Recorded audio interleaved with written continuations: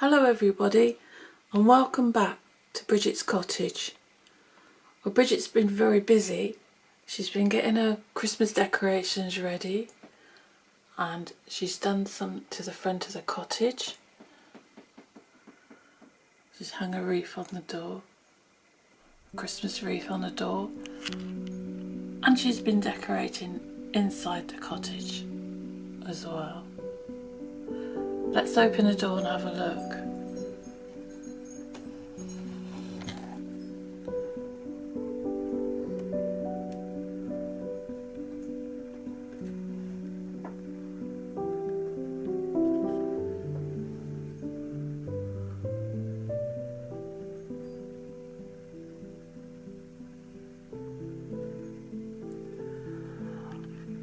There, she's put her Christmas tree up. It's looking rather splendid in the cottage. There's all little glass decorations on the tree, and she's also put some tinsel around the inside of the cottage. There's the 6 pies we made last time, all ready for the Christmas party she's going to give, and she's going to invite some friends over from Glenfield Grange. I'll just show you the inside of the cottage now.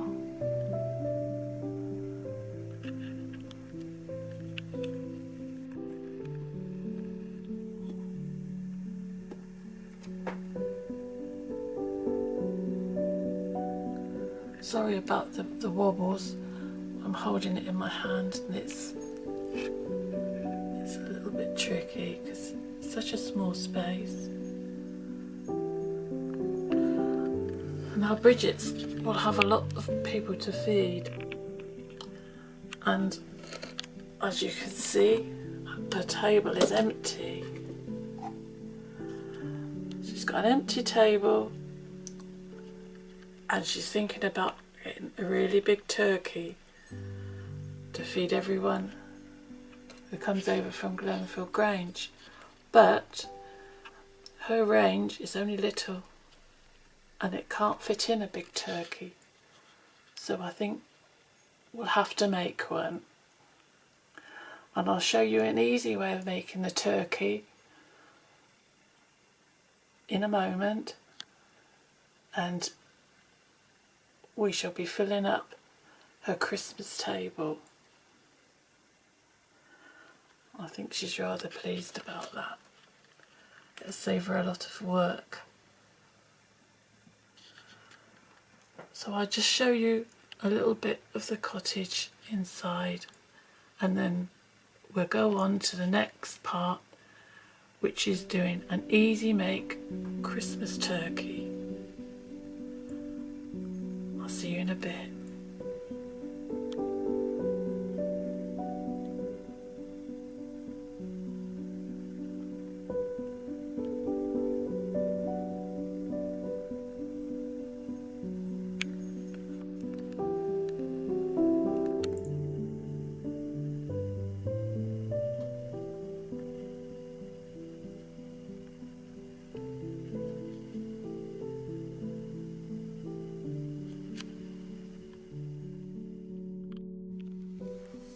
Hello and welcome back.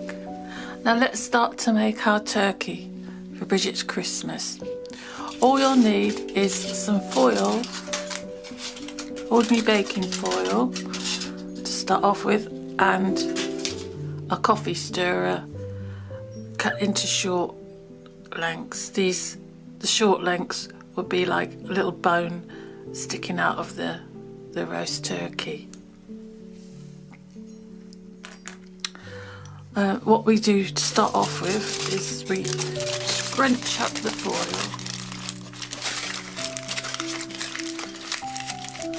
and try to make a shape, a pear shape, rather a large pear shape to begin with. And then we start to think about the shape of a turkey's body.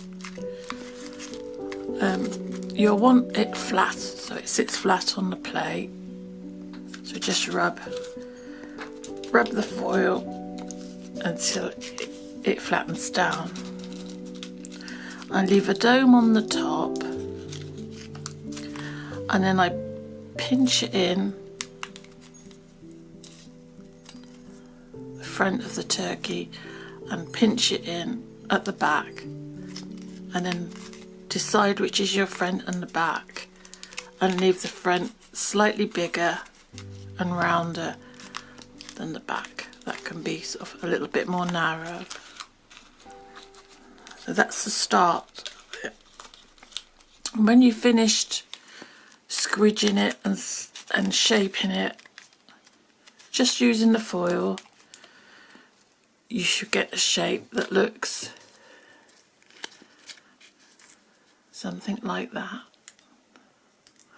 I've put a little cross on my map because I keep going out of focus when I'm looking at things, out of shot of the camera.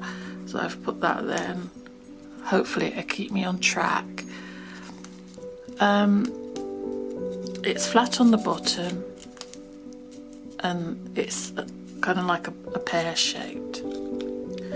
Now for the drumsticks at the back,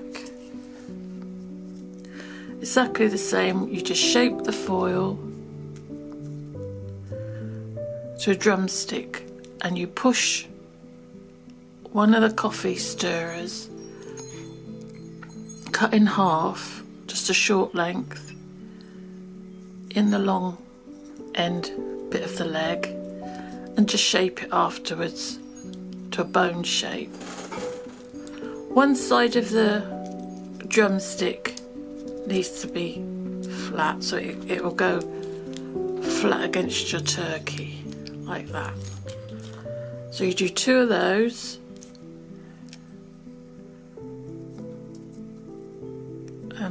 you can squidge them with your nail to get a really tight, close anchor onto the coffee stirrer.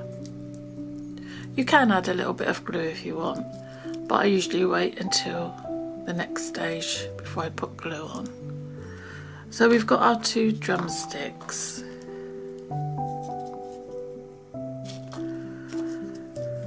And then we've got the wings. The wings are kind of a little bit more difficult, although they're smaller. You have to make them like this shape. They sort of go along, up, with a little piece which would have been the wingtip. Just pinch that so it goes to a point. So it looks like that. It's a bit like a paper clip, really. It's hard to get them to match, but with practice I'm going off camera again. You pinch them and get them as evenly as possible to the other one, which isn't too bad. Now the next stage is gluing. I'm getting my glue.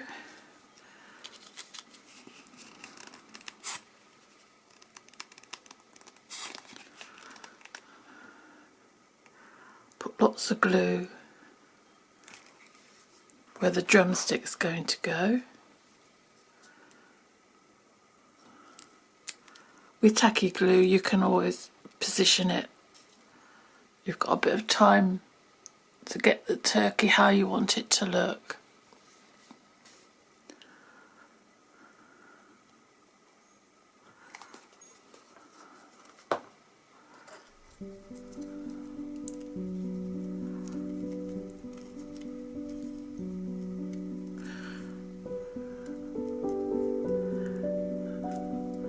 This turkey is going to have some really fat drumsticks. I think everyone would be fighting over them. And try and keep them pressed together until they set.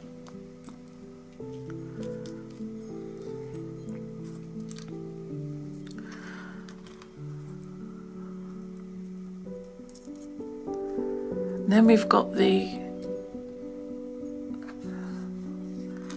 wings.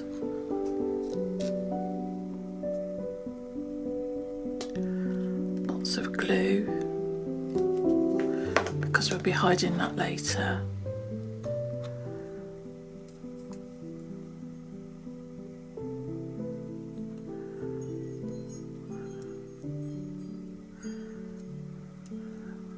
We put that on there.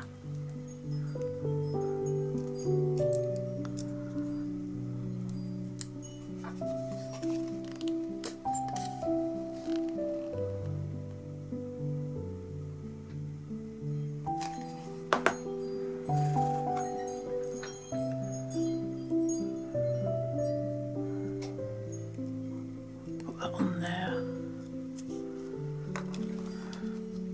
Oh, my legs have fallen off.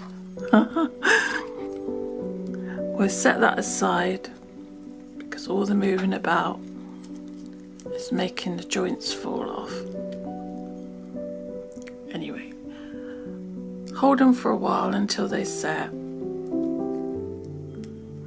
and then we move on to the next stage.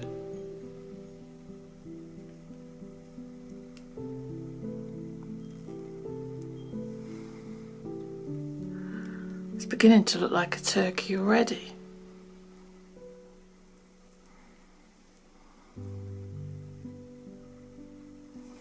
See you in a bit.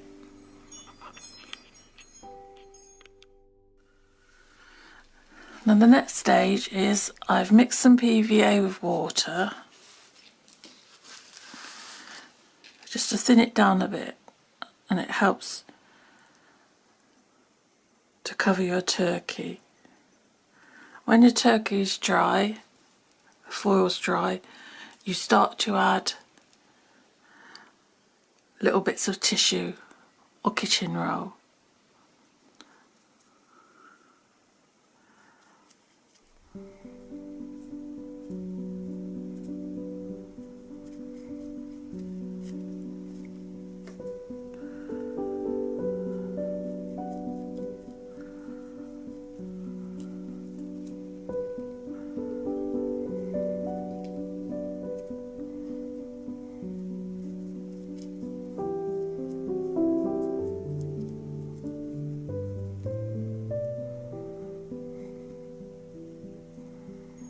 Until you're happy with the shape.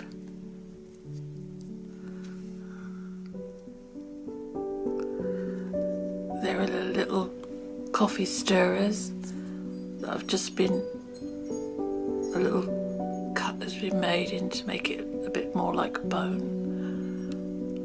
And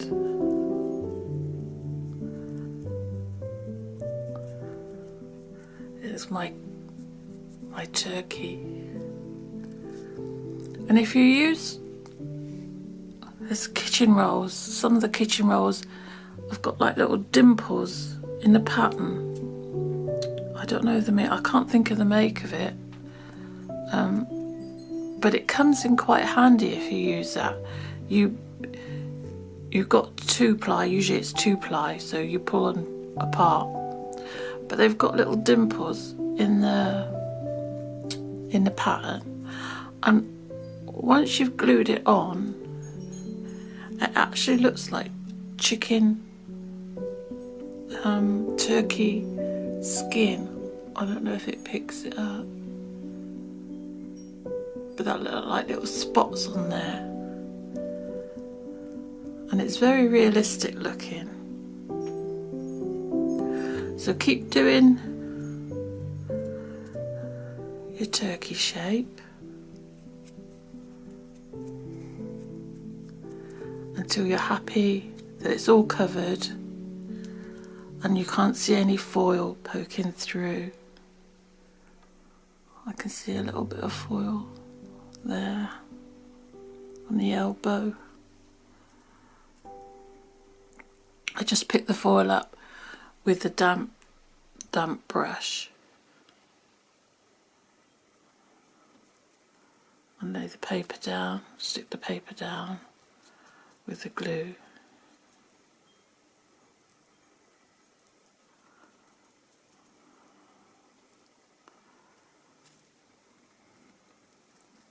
And you just carry on. There's another bit of foil I can see there. We'll be using acrylics to paint the turkey, so they're very opaque, so you won't see any of the foil afterwards. That's got a nice flat bottom, so that'll look nice on the plate. So you carry on doing that, and then we'll do the next part of the turkey, which is a favourite, which is the painting. See you in a bit.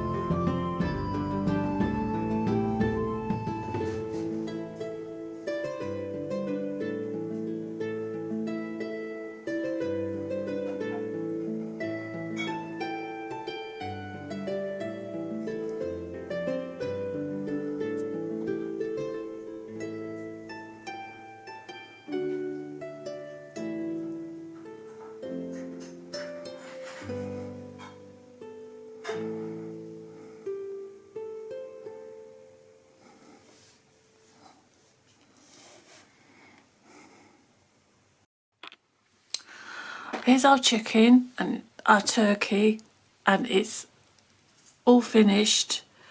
It's been covered with the paper and it's all dry, so now we can paint. These are some of the colours I use for mixing the chicken colours. That's burnt umber. These are acrylics, by the way. That's burnt umber as well, that's a little one. And I've got yellow ochre,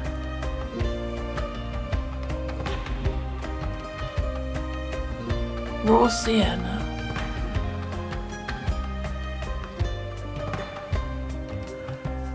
You might want a little touch of black if you want to make the colour a bit darker, and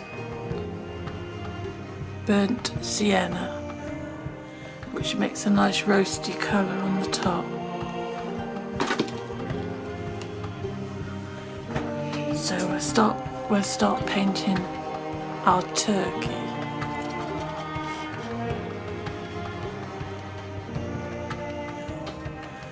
I'll start off with the yellow ochre.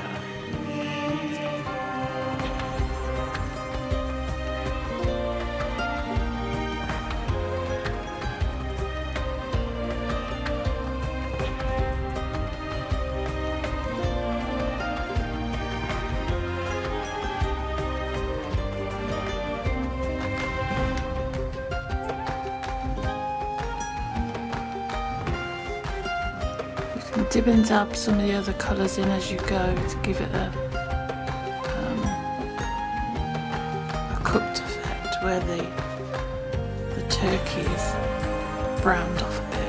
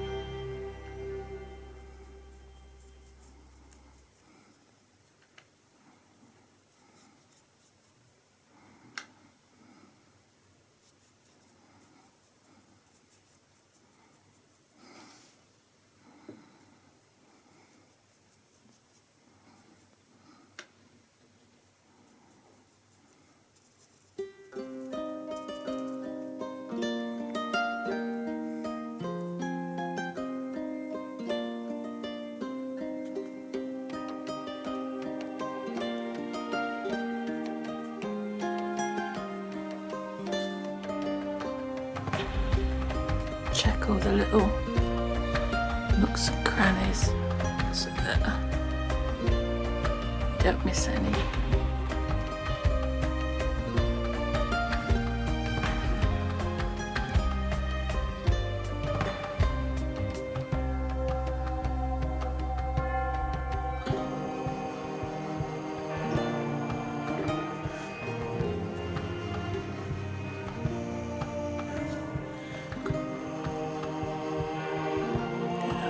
Lovely.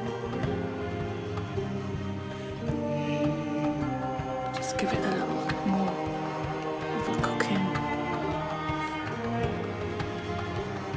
where it's roasted a bit more.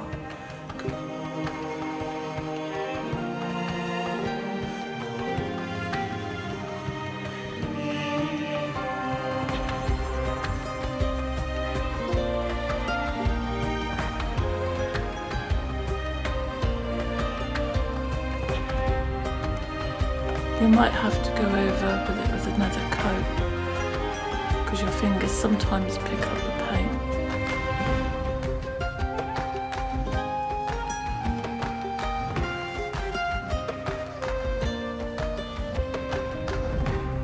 That's looking good. Where was that dark brown?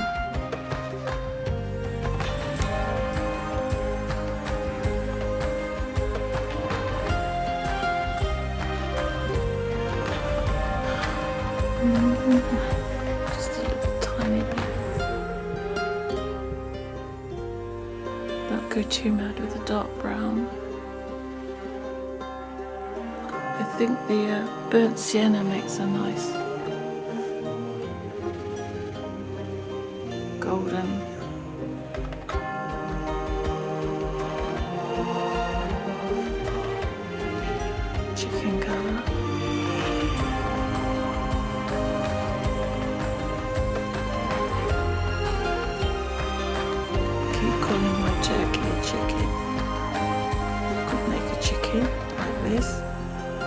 goose or a duck.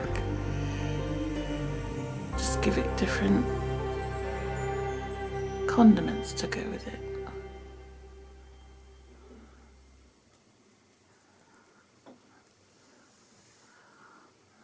There we are, I'm quite pleased with that now.